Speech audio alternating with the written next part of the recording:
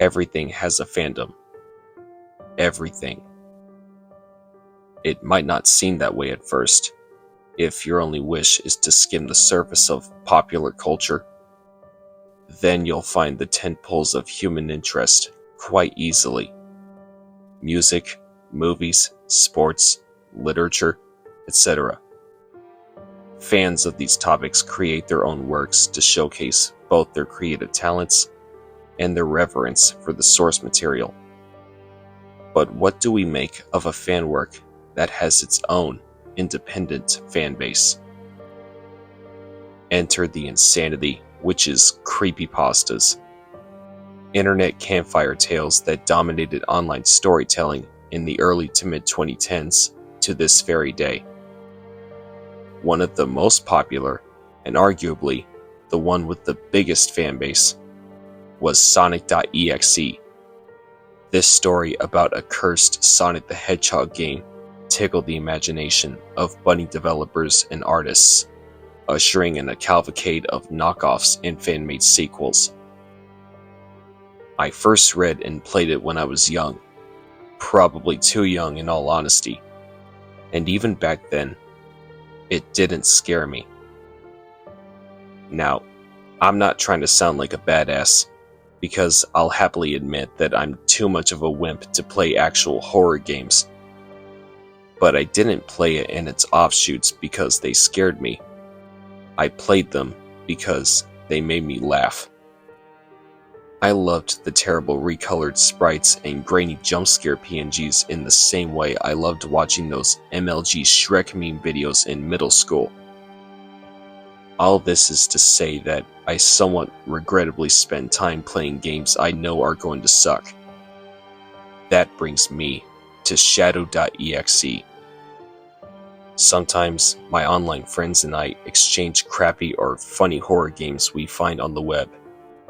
One of these friends, a Discord acquaintance, sent me a new .exe game the other day. That game, as you may have guessed, was Shadow.exe. His message was brief, but made the game seem worth playing. Found this corny exe thing on GameJolt. Pretty funny from what I played of it. He sent me the game file with the message. After downloading and installing it, I checked around for any other folders included. It came with an empty README file and another folder that just said, moi. I usually play games completely blind, so I opted to open that folder only after finishing it. The title screen was nothing short of predictable. It was the Sonic 1 logo on a black background, with nobody inside the big ring in the middle. No music or sound effects were present either. Spooky. Prepared for another mediocre horror game, I pressed start. I was taken to a character select screen, styled after the file select menu from Sonic 3, complete with the music. As per usual, there were 3 characters available. From left to right, they were Charmy B, Rouge the Bat, and Silver the Hedgehog. I assumed that I had to start with Charmy, since you usually had to play the characters in order in these kinds of games. Selecting him, I was taken to the act intro screen, which read, Tickled Pink, Act 0.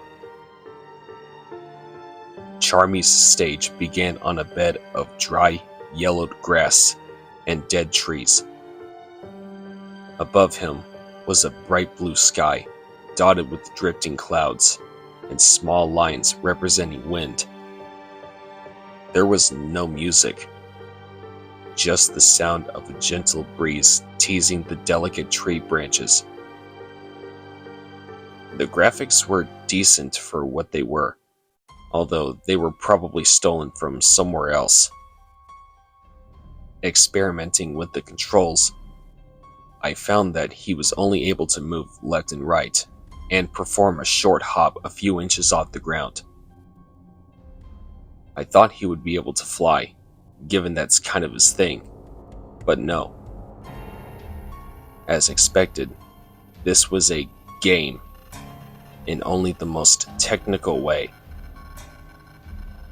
Holding down the right key, I walked Charmy forward to certain doom. As I went, the background grew darker, and the sound of wind grew more bombastic with every step. Charmy's sprite began to shake, as if he was shivering in the cold. Continuing on, the front facade of a house came into view. It was surprisingly normal looking, just an average home you'd find in a post-war suburb. Upon reaching the front steps, Charmy automatically ascended to the door, signaling the start of a cutscene. He knocked on the door hesitantly, to no response. As he raised his fist to try again, it suddenly swung open and whacked him in the face. He tumbled down the stairs and fell into a heap on the grass. Shakily picking himself back up, he burst into tears. A deep, throaty laugh emanated through my speakers, one that I had never heard before. I was fully expecting the Sonic.exe, or Kefka, if you prefer, laugh to show up at some point. But it seemed like the game was going to use some original audio. The laughter looped for a little bit, and then cut out. I had control of Charmy again, and I moved into the open entrance. The inside of the house was just as standard as the outside. The living room was bland and beige, with lamps and old furniture serving as background details. I wasn't allowed to leave the area, so I just paced back and forth and waited. The song was some kind of music box tune, like something you'd play in a nursery. But underneath the chimes, I could hear something. It was a voice. Not unlike the laugh from earlier. I could just barely make out some of the phrases. Baby want his bottle. Very bad boy. Nap time. I had to admit that I was getting a little weirded out. I guess that was the intended effect, but still. I continued to walk Charmy around the room until the game took control again. He moved to the middle of the screen and stared straight at me. The music and voices stopped in an instant, and the only thing I could do was stare at him. The floor Charmy stood on began to creak and groan, the floorboards separating to create a wide hole. Unable to move, I watched as the young bee fell through it and down into the pitch-black basement. He stood unharmed in the center of the darkness, still non-movable. Suddenly, a lone light flickered to life above him, illuminating the entire screen. Charmy was situated between two glass tanks of pink acid, not unlike the water from Chemical Plant Zone. Hanging above them, on ropes, were Espio the chameleon and Vector the crocodile on the left and right sides of the room, respectively. They were both wearing Halloween masks, although of whom I couldn't tell. Espio's looked like a middle-aged woman, and Vector's looked like a middle-aged man. Before I could figure out what the hell this all meant, a figure appeared beside Charmy. It was a silhouette of a hedgehog from the games.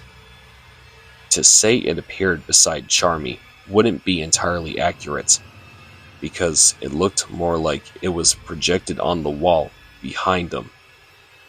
A shadow, if you will. I assumed this was the long-awaited debut of the titular demonic murderer, although he certainly didn't look like the Shadow from the games. As quickly as he appeared, he faded away with a short laugh. After a couple of seconds, a single word popped up at the top of the screen, written in big block letters. Choose. The sonic drowning music started playing as SBO and Vector began lowering into the acid. 2 buttons appeared next to me. One was colored purple and the other colored green. I guessed that I was only able to press one of them, so I randomly picked green. I expected to say Vector, but nothing happened. A countdown timer appeared in the middle of the screen, starting at 10. I continued to jump on the button, to no avail. It was only being pressed about halfway, and Charmy was clearly too light to push it all the way down. Defeated, I let the timer count down to 0. The music cut out, and the rope snapped, sending both Chaotix members falling into the acid. They writhed about as their skin peeled and sizzled in the chemicals. A new message popped up at the top. Useless boy. As the skeletons of SBO and Vector sunk to the bottom of the tank, Shadow.exe appeared above his first victim. He looked a lot more three-dimensional, for lack of a better term. While still a silhouette, he was now on the same plane as Charmy, no longer a background element. Raising his ghostly hands to the sky, he summoned a pink acid droplet out of thin air. It fell directly onto the young bee's head, vaporizing his flesh and leaving nothing but bone. The sound of a crying baby was the only audio that accompanied this.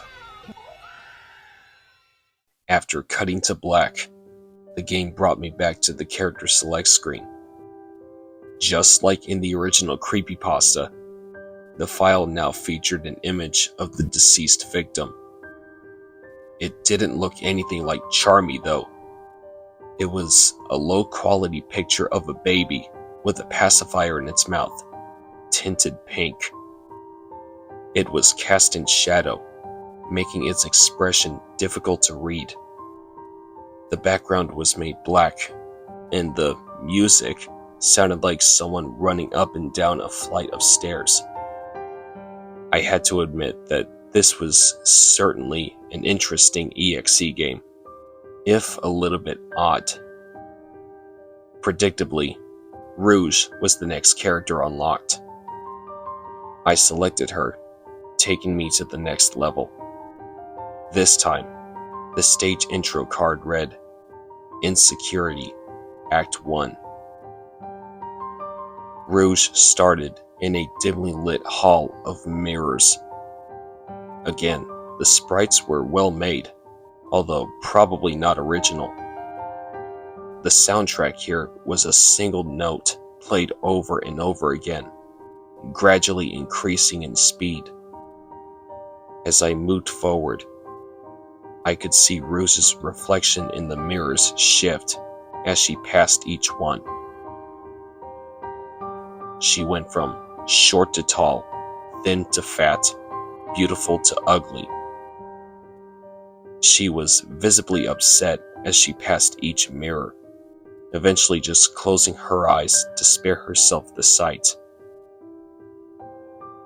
The same laughter from the last stage looped as she got further and further right, culminating in a delighted roar that was so loud that it made me turn the volume down. The last mirror showed Rouge in a baggy hoodie and sweatpants, obscuring her entire figure from the neck down.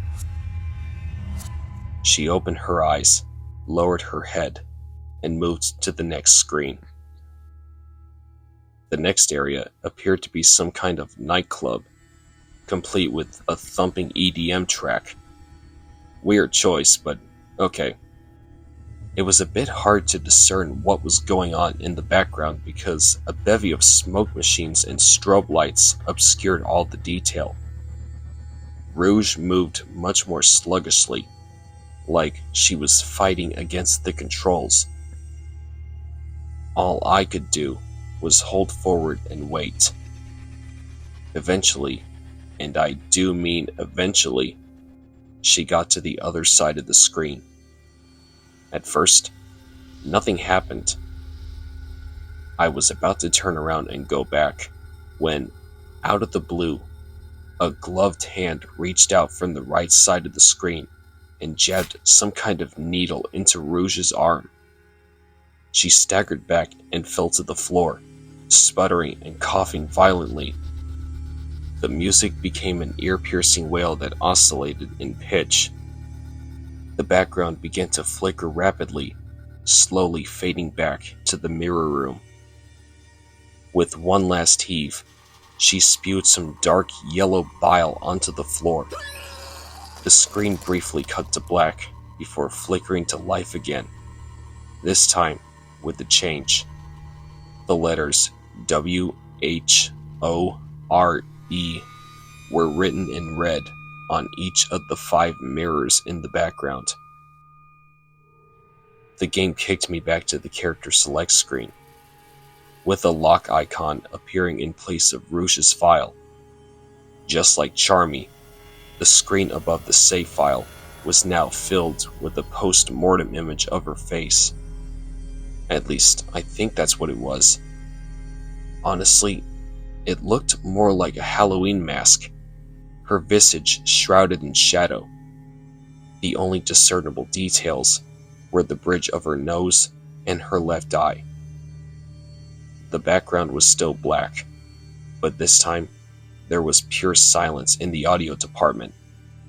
With that, the only level left to play was Silver's. Tempest Fugit, Act 999. Silver stood in some kind of clock tower, gears whirring and grinding in the background. The music was a soft funeral dirge, interspersed with ticking noises. It actually sounded like it was original to the game because it was composed using cheap MIDIs instead of real instruments. To my surprise, Silver could do something the other two couldn't. He could use his psychokinesis powers, as indicated by a bluish glow surrounding a sprite. All that seemed to happen when I used it, however, was him making a grabbing gesture with his hand. As I continued past the rusty clockwork, I could see Shadow.exe hiding in the background gears. This time, he had white gloves and glowing blue dots for eyes, looking far more similar to his inspiration than before. After a short walk, I made it to the next room. I was on a patch of grass outside of the tower, standing below a few platforms with wooden boxes on them. I figured that this was the time to use psychokinesis. And I was right. The game turned into sort of a puzzle platformer as I used my PK to push the boxes into holes scattered throughout the level.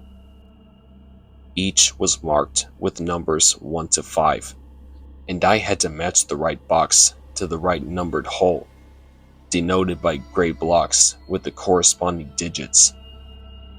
Honestly, I was just glad to have some genuine gameplay in a .exe game. As the last box fell into place, Silver automatically walked to the center of the stage. The ground began to rumble violently as a dark figure emerged from the inky night. Shadow.exe was fully revealed, appearing as one would expect him to. Shadow, with black eyes and blue pupils. I was a little underwhelmed, to be honest. As he raised his fist in the air, bodies started to rise from the holes. They were decayed, with flesh barely clinging onto their brittle bones, but they were still recognizable.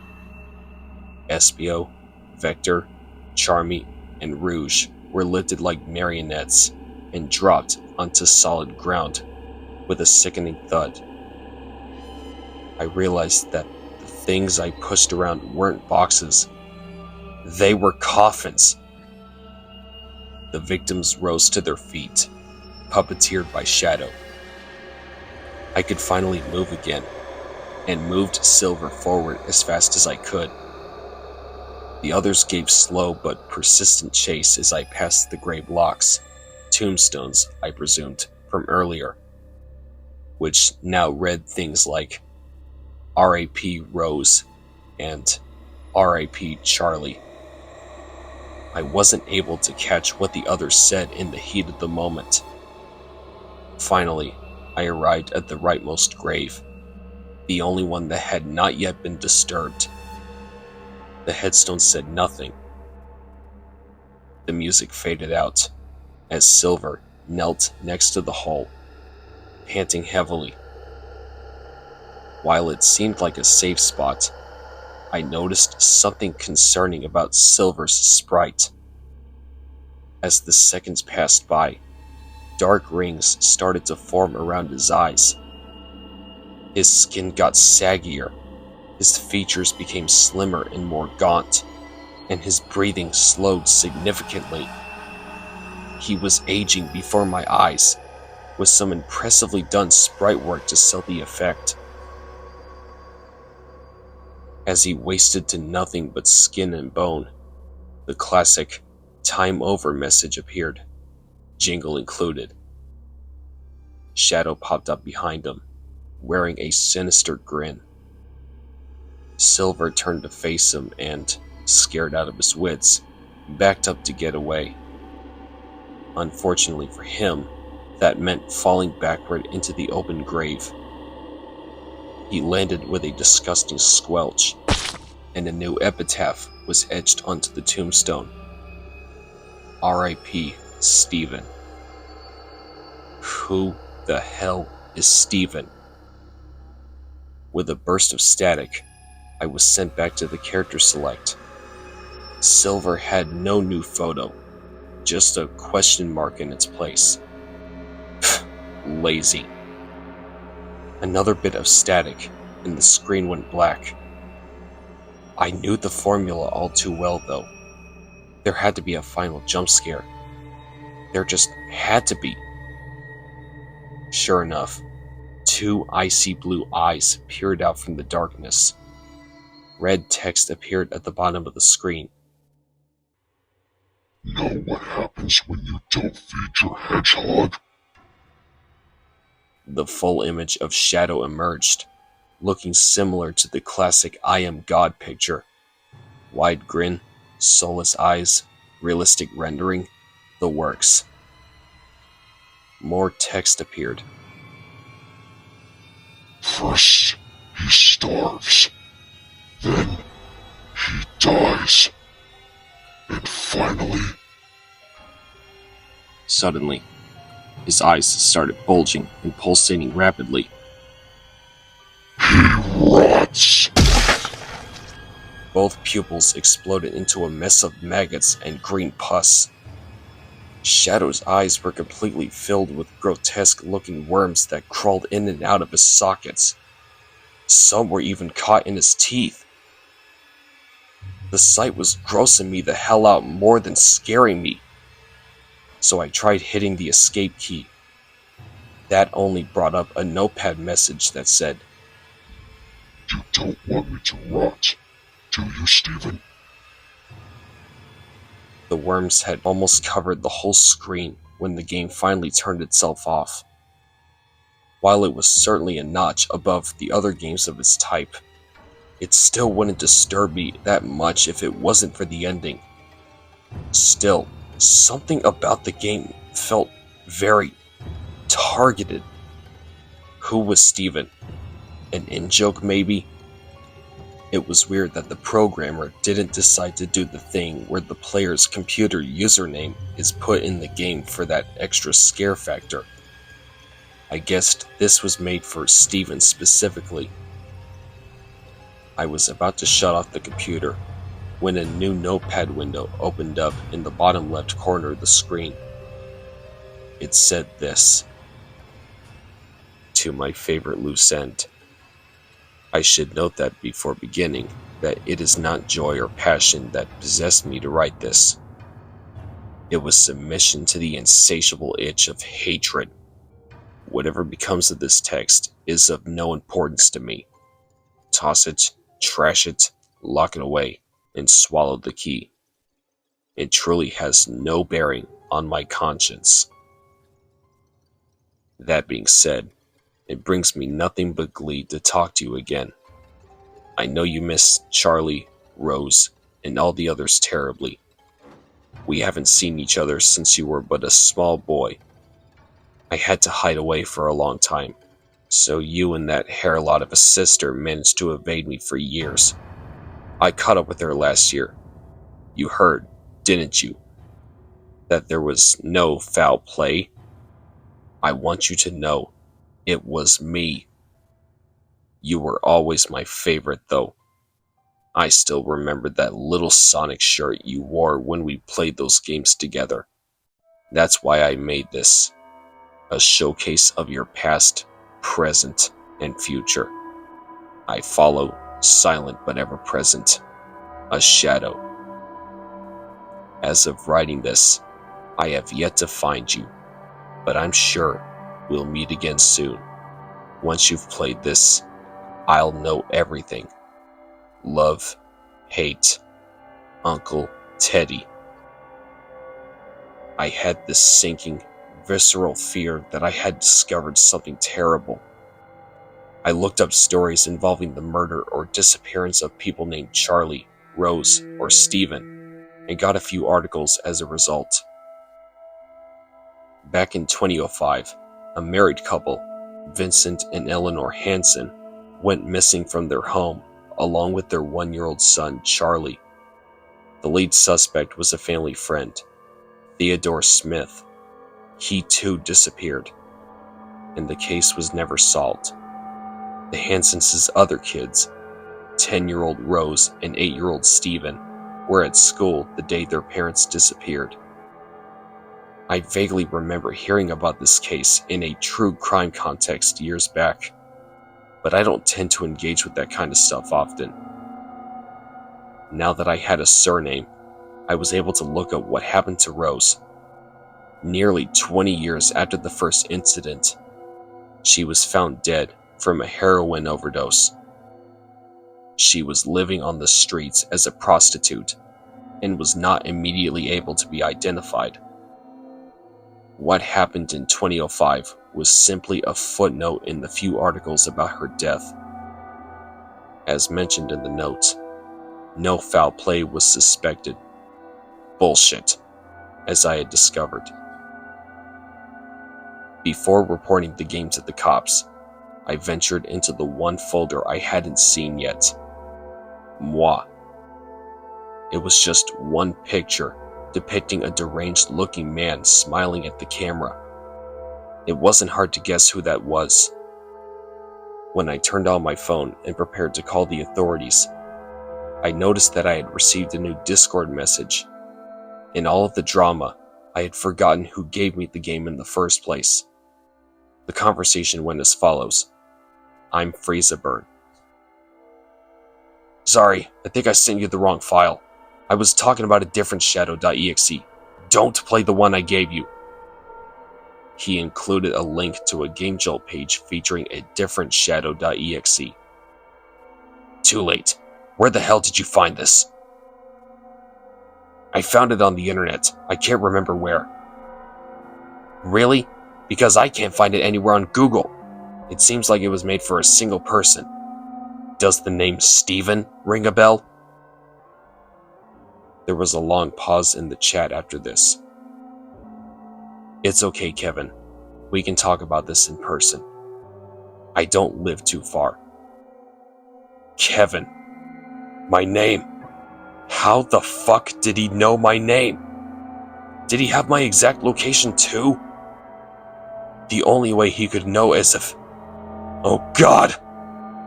I dashed to my computer, ran my virus scanner, and my worst fears were confirmed. Spyware. The whole thing was a trap. If he somehow found Steven's social media and sent it to him, he would acquire the information he needed to find him. But why the game? To distract him? To mock him? Maybe he just couldn't resist playing one last game with his old Sonic buddy. I don't know. The police were called and confiscated my computer and phone to examine the evidence. They took my personal safety concerns very seriously, and I feel confident in their ability to protect me if danger should arise. I hope Theodore's flair for the dramatic ends up biting him in the ass, but I'm not betting on it. Evil has a way of slipping through the cracks. Steven Hansen, wherever you are, stay safe. Update. I found a package on my doorstep today. Inside were hundreds and hundreds of maggots, writhing and twisting inside a roadkill hedgehog. A crumpled piece of notebook paper was sitting alongside it, with 2 words written in red pen. Found you.